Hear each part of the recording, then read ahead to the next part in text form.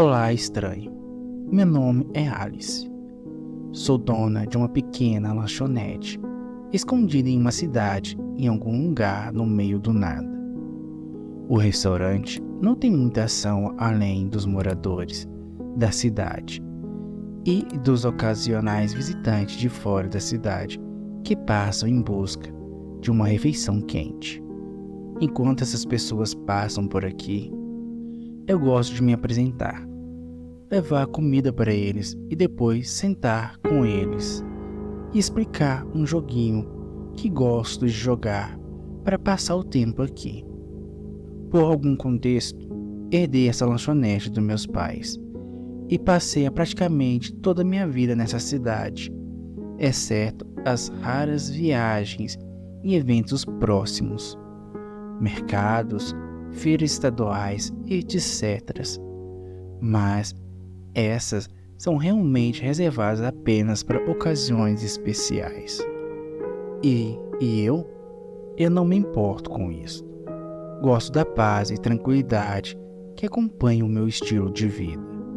E não posso negar que, no que diz a respeito à vida, acontece que tenho uma vida muito boa. Tenho amigos maravilhosos, um marido muito doce e uma linda menininha chamada Kate. Mas, por mais legal que minha vida seja para mim, não posso negar que ela também é muito lenta. Não aconteceram muitas coisas importantes comigo, se é que você entende o que eu estou dizendo. E assim, sempre que um rosto desconhecido entra em minha lanchonete, eu pergunto se ele tem alguma história para me contar. E se eu fizer, fico sempre mais do que feliz em lhe dar um bom desconto na refeição. Eu faço isso desde os meus 22 anos, ou seja, há cerca de 10 anos. Ok, vou admitir algo um pouco embaraçoso para todos vocês. A razão pelo qual eu comecei a fazer isso foi que recentemente descobri sobre a noção de crepídeos e achei o conceito muito legal. Mais especificamente, pensei que as pessoas me vendo como um crepídeo seria muito legal. Você sabe, uma garota em algum restaurante no meio do nada, para quem você acaba contando seu segredo mais obscuro e nunca mais a ver. Não seria essa uma maneira elegante de ser percebido? Bem, meu jovem adulto assustador pensava assim, e foi aí que tudo começou. Normalmente, as pessoas hesitam bastante em falar no início. No entanto, eles tendem a aceitar a ideia, depois que eu os lembro que provavelmente nunca mais nos cruzaremos. Não me importo com o tipo de história que eles me contam. O que quer que eles queiram falar, eu ouvirei. Só quero uma pausa na monotonia da minha vida, desta cidade. E cara, eu ouvi tudo, e de tudo. Casos de amor, traumas de infâncias, confissões idiotas no leito de morte, ouvidas por enfermeiras, a história de um relacionamento de 2 meses, muito inebriante e secreto, que uma cliente teve com uma outra mulher na faculdade, antes de ela falecer tragicamente em um acidente, sobre o qual ela nunca mais contou a ninguém desde então. Especificamente, não para o seu atual marido, que é muito católico.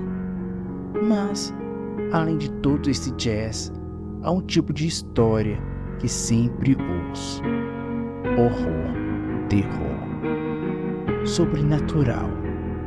Agora entendo por que isso acontece. Histórias de fantasmas, merdas sobrenaturais, como você quiser chamar. Esse é o tipo de coisa sobre a qual as pessoas hesitam em falar. E, na minha opinião, metade disso é porque esse é o tipo de coisas que as pessoas hesitam em acreditar. Mas quem se importa se você me contar? Você não vai me ver de novo, não é mesmo? Então, qual é o problema em finalmente contar para alguém? Não me importaria se eu não acreditasse neles. Eles ainda teriam o desconto. mas acredito nas histórias que as pessoas me contam. É algo nos olhos deles, eu acho. Quando eu olho para eles, vejo que estão sendo assombrados por algo terrível. E acho que os ajudar a falar sobre isso, sair daqui sabendo que não carrega esse fardo sozinho. E carregá-lo com eles é algo que estou grato por poder fazer. Eu ouço suas histórias e levo chá e sobremesas para animá-los. Depois seguro suas mãos, se eles deixarem, é claro. Apenas geralmente tento ajudá-los. É uma pequena maneira de causar um impacto em algumas pessoas que estão realmente sofrendo, sendo a estranha gentil em quem podem confiar, sabendo que acreditarão nelas. Mas, de qualquer forma, contei algumas dessas histórias ao meu marido ao longo dos anos. Ele recentemente começou a navegar nesse subreddit e mencionou que eu deveria pensar em compartilhar algumas delas com vocês. E aqui estou eu, sentado na minha cadeira confortável, depois que minha filhinha finalmente adormeceu com meu laptop e meu querido gato Canela. Eu realmente espero que vocês gostem da história que decidi compartilhar com vocês hoje. E provavelmente irei postar mais em breve. Bem, foi há cerca de 5 anos. Acho que isso aconteceu em algum momento no início de julho. Então, foi logo depois do meu aniversário de 27 anos. Uma jovem entrou, cambaleando na lanchonete. Acho que ela era alguns anos mais nova do que eu. 23, talvez. Bem, a pobrezinha parecia que não dormia direito há semanas, com olheiras tão escuras que tive que parar um momento para descobrir se eram realmente olhos roxos. Ela se sentou em uma mesa e eu me aproximei para lhe servir um café, que ela aceitou com gratidão. Anotei o pedido dela, waffle com açúcar de confeiteiro e uma porção de fruta misturada. E fui me sentar em frente a ela. Em vez de perguntar se ela tinha uma história para contar, decidi perguntar se ela estava bem, pois a maneira como seus olhos se moviam pela sala e a forma como suas mãos tremiam tão violentamente enquanto ela tentava usar os talheres me deixava nervoso por ela estar assim. Algum tipo de perigo? Ela olhou para mim e seus olhos começaram a lacrimejar. E com uma voz mais suave que poderia imaginar, ela simplesmente me disse que eu não acreditaria nela. Foi aqui que eu expliquei alguma parte do meu jogo, focando no fato de que não há mal nenhum em falar sobre isso, se ela quiser, é claro. Nossos caminhos provavelmente nunca mais se cruzariam. Eu me lembro-me da maneira como ela olhou para a mesa, enquanto suas mãos se moviam para arranhar violentamente a pele de seu braço, que já estava coberto de longas marcas vermelhas. Meu coração doeu totalmente com a visão, mas decidi não dizer nada por enquanto, embora tenha levado tudo de mim para não estender a mão e tirar as mãos dela e segurá-las eu mesmo. Finalmente ela suspirou e encontrou meu olhar enquanto acenava levemente para mim. Ela me disse que tinha um perseguidor, e não um que ela considerasse humano. A primeira vez que ela ouviu, alguns meses antes, quando ela estava caminhando sozinha para seu dormitório à noite, quando morava perto das montanhas. Ela tinha saído com alguns amigos e não percebeu como já era tarde. E quando começou a voltar para casa, era quase 2 da manhã. O caminho mais rápido para chegar em casa significava que ela teria que usar um pequeno caminho que atravessava a floresta. E ela me disse que estava preocupada demais com o grande teste que teria no outro dia. E por conta disso, ela não parou para pensar nos perigos de passar por ali à noite e sozinha. Enquanto caminhava, ela disse que teve aquela sensação horrível de que estava sendo observada. e, do nada, foi atingida por uma onda horrível de ansiedade, que seu coração começou a disparar como um coelho correndo. Ela começou a suar frio. Então ela percebeu que ele a observava através das árvores. Ele era alto e tinha um formato vagamente humano, embora ela tenha dito que seria histeria em chamá-lo assim. E por alto ela quis dizer desumanamente alto, cerca de 2,5 metros ou mais. Segundo ela, sua pele era pálida, seus olhos estavam vermelhos, acompanhado por um sorriso impossivelmente largo, que revelava muitos dentes horrivelmente manchados. Pelo que ela podia ver, a coisa estava completamente sem pelos e vestida com uma roupa tipo camuflagem, tipo aqueles que os caçadores e militares usam. Ela disse que congelou quando o viu, olhando para a coisa com um absoluto horror. Aquilo ficou ali sorrindo para ela.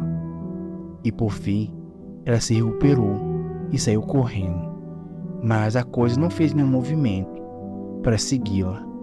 Tudo que fez foi virar-se para ela lentamente e continuar a sorrir enquanto ela fugia. Ela me disse que, quando voltou para o dormitório, sentiu uma vontade repentina de vomitar. Isso foi super estranho, já que a garota só tinha vomitado 2 vezes na vida. Uma vez quando ela pegou uma gripe muito forte, quando tinha 10 anos. E outra quando ficou um pouco bêbada em uma festa no colégio. No entanto, ela passou os 20 minutos vomitando tudo que tinha no estômago no vaso sanitário.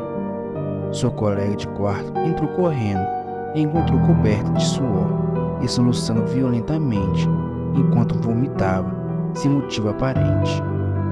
Ela tentou contar a ela sobre o que viu na floresta, mas sua colega de quarto disse que ela provavelmente estava doente com alguma coisa e que sua mente estava pregando peças nela. Ela disse que naquela mesma noite ela supostamente teve vários pesadelos horríveis, e sua colega de quarto disse que ela acordou gritando várias vezes diferente. Esse foi o seu primeiro encontro com a coisa, mas certamente não foi o último. Nesse ponto, ela começou a hiperventilar. Lágrimas escorreram pelo seu rosto e um grito estrangulado saiu de sua garganta. Corri rapidamente até o balcão para pegar alguns guardanapos e um copo de água, antes de finalmente ceder e agarrar suas mãos trêmulas e segurá-las com força. Eu perguntei se ela queria parar, mas ela apenas balançou a cabeça. Então, segurei sua mão mais forte e esperei que ela continuasse com sua história. Ela disse que percebeu rapidamente o que quer que fosse aquilo veio com a noite. No início, ela realmente acreditava que havia contraído algum tipo de vírus horrível, mas quando acordou na manhã seguinte, abalada e exausta, mas por todos os outros meios saudável, ela estava muito confusa, mas não sabia mais o que fazer. Então, mandou um e-mail para o professor para explicar sua situação e sentou-se no sofá e assistiu episódios de seu programa favorito, enquanto ela aparentemente se agarrava à sua colega de quarto para salvar sua vida.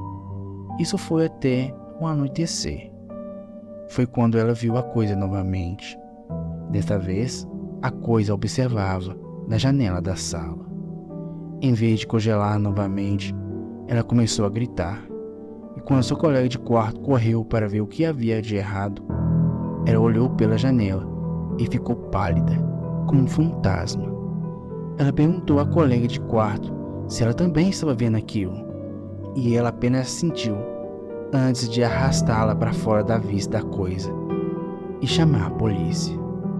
Seus sintomas voltaram imediatamente: o vômito, o comportamento semelhante ao ataque de pânico, o suor, tudo igual à noite anterior.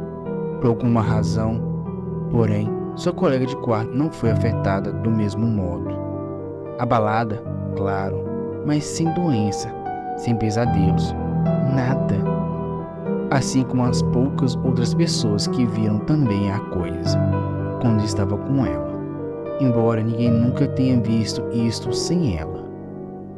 Então a polícia apareceu e as coisas pioraram ainda mais.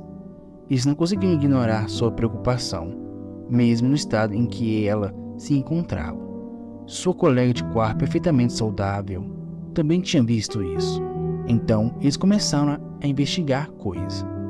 E o que encontraram não foi absolutamente nada. A coisa não pôde ser vista nas imagens da câmera de segurança ao lado de onde estava. Eles não conseguiram encontrar o registro de nenhuma pessoa que correspondesse à sua descrição em seu banco de dados. Não importa quantas vezes ela ligou durante os próximos 3 meses. Não importa a situação. Não importa se havia outras pessoas lá que insistiam que também tinham visto aquilo. Eles não conseguiam encontrar nenhuma evidência de que aquilo estava lá, ou qualquer registro de sua existência. Ela foi a um psiquiatra que determinou que ela não parecia sofrer de nenhum tipo de transtorno psicótico. E outros médicos do hospital local fizeram todos os exames possíveis para explicar seus sintomas. Tomografias computadorizadas de cabeça, ressonâncias magnéticas, todos voltaram totalmente limpos. Ela não tinha traumatismo craniano, tumores ou qualquer tipo de ferimento na cabeça que pudesse estar causando essas alucinações. Seus exames de sangue mostraram que não havia nenhuma doença autoimune que pudesse explicar os sintomas. Ela fez exame de esvaziamento gástrico e outros exames semelhantes, que eventualmente confirmaram que não havia distúrbio que pudesse explicar o vômito. Os sintomas nunca aconteceram durante o dia, durante os testes ou em qualquer outra situação. Ela nunca ficou doente, teve qualquer outro tipo de pesadelo ou alucinação. Ela apenas continuou vendo o que diabos era aquela coisa e adoeceu violentamente. Ela decidiu apenas tentar o seu melhor para ficar em casa. Eventualmente, ela decidiu apenas tentar o seu melhor para ficar em casa depois que escurece, o que funcionou por um tempo, até a noite em que tudo deu muito errado. Ela tinha ido a um café local para fazer o dever de casa e acidentalmente adormeceu em frente ao computador. Foi quando acordou com uma garçonete sacudindo suavemente para acordá-la e dizendo que era hora de fechar. O horário de encerramento era às 18 horas da noite. O sol havia se posto há mais de 1 hora. Suas mãos começaram a tremer mais violentamente do que já estava. O que eu nem pensei que fosse possível. Ela sufocou outros soluços antes de continuar a falar. Então, ela vasculhou sua mochila para encontrar seu canivete e enfiou na manga da jaqueta antes de começar a abrir caminho através da escuridão de volta para sua casa. O café ficava apenas 10 minutos de caminhada pelo atalho e 20 se ela ficasse nas ruas. Ela considerou suas opções por um momento, tentando descobrir qual era mais perigoso. Ela finalmente decidiu que, embora as ruas demorassem mais, elas estavam mais iluminadas e talvez ainda houvesse algumas pessoas fora de casas. Não era tão tarde, mas também não era exatamente uma cidade universitária. Não havia exatamente uma vida noturna, além de 1 ou 2 bares. As probabilidades eram de que ela pudesse fazer a viagem inteira e encontrar menos de 1 dúzia de pessoas. Ela havia conseguido chegar 10 minutos antes de ter a sensação de que estava no caminho novamente. A sensação inconfundível de estar sendo observada, combinada com suores frio e uma ansiedade horrível. Ela tirou a faca da jaqueta e colocou na mão e segurou na frente dela, enquanto seu olhar desviava para o beco próximo. E lá estava ele, alto e pálido como a morte, com os mesmos olhos vermelhos, o mesmo sorriso com muitos dentes pontudos, e aquela maldita roupa de camuflagem que sempre parecia usar. Só que dessa vez também continha outra coisa, um buquê de flores murcho. Enquanto a coisa estendia para ela, ela se virou e saiu correndo pela rua, pensando em se defender daquela coisa muito esquecida. Dessa vez, porém, ele deixou cair as flores e saiu atrás dela. Esta foi a primeira vez que ela percebeu quão rápido realmente era aquilo. Ela me disse que sempre foi uma boa corredora. Ela fez atletismo no ensino médio e até chegou às finais estaduais. Esta foi sem dúvida a corrida mais rápida que ela já correu na vida. Mas de alguma forma, essa coisa alcançou em questão de segundos. Então, estendeu suas mãos e agarrou seu ombro. Quando ela falou isso, ela tirou as mãos das minhas e puxou para baixo uma das mangas do seu casaco de lã amarelo, revelando seu ombro nu, e minha respiração ficou presa na garganta. Em seu ombro havia uma grande cicatriz que lembrava o formato de uma mão, palma no próprio ombro, contorno de dedos longos, marcando a parte superior do braço. Meu primeiro pensamento foi sobre quando eu tinha 17 anos e vi na TV uma história sobre uma mulher que recebeu ácido no rosto. Parecia quase isso, mas se uma pessoa com as mãos desumanamente longas de alguma forma conseguisse cobrir a própria mão com ácido sem se machucar e agarrasse o ombro dela com toda a força possível, ou talvez como uma queimadura de terceiro grau no formato de uma mão, como se fosse de uma pessoa feita de puro fogo. Bem, foi quando ela fungou suavemente, o que me tirou dos meus pensamentos. Com uma voz sussurrada, ela me contou que os médicos disseram que o que quer que tenha queimado corroeu a gordura e uma boa parte dos músculos daquele ombro. Hoje, ela mal consegue levantar o braço agora, enquanto as lágrimas escorriam pelo seu rosto. Ela falou sobre como a dor que sentiu naquele momento era diferente de tudo que ela havia sentido antes. Ela não conseguiu nem descrever. A última coisa que ela se lembrou foi de ter caído no chão gritando e gritando. Antes de desmaiar, ela disse que viu a coisa inclinar sobre ela e com aquele sorriso horrível ainda no rosto. Ele celebrou uma palavra para ela: breve. Ela acordou no hospital 2 dias depois. Mesmo depois que a ferida cicatrizou, a dor nunca parou e nunca melhorou. E foi isso, essa foi a gota da água para ela. Ela abandonou a faculdade, arrumou suas coisas e mudou de estado para morar novamente com os pais. E por uma semana, a coisa parecia estar bem. Ela pensou que talvez isso não a tenha seguido até aqui. Até que uma bela tarde, um buquê das mesmas flores murcha e uma caixa de chocolate vazia, cheia até a borda, com dentes e unhas humanas ensanguentadas, apareceram na porta de seus pais. Depois disso, ficou mais próximo, cada vez mais arrogante, até a noite em que bateu na janela dela, batendo no vidro com um frenesi quase maníaco, até a chegada da polícia. A essa altura, é claro, não havia nada lá, nenhum vestígio dele. Desde então, ela só dirige por aí. Seus pais enviam dinheiro para comprar comida e para dormir em algum hotel.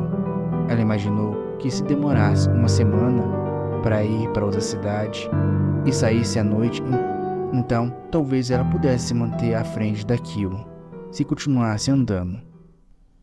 Depois de um momento de silêncio atordoado, eu perguntei se eu poderia abraçá-la e corri para puxar a garota trêmula em meus braços.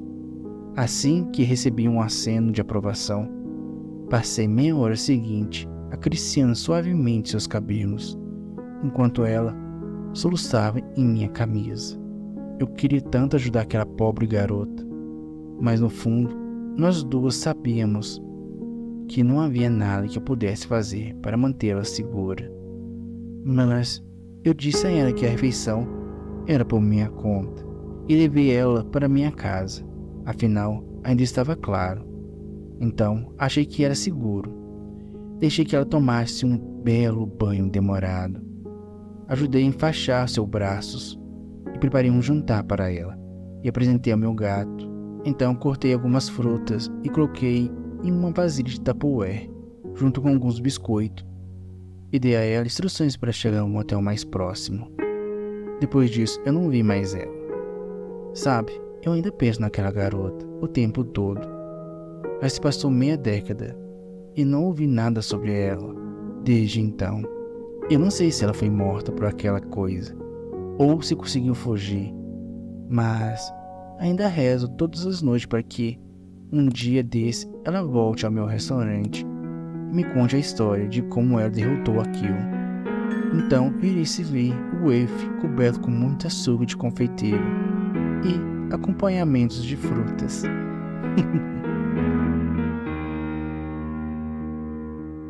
Espero que vocês tenham gostado do vídeo. Não esqueçam de deixar seu like e compartilhar. Até a próxima. Até lá, fiquem bem, fiquem seguros.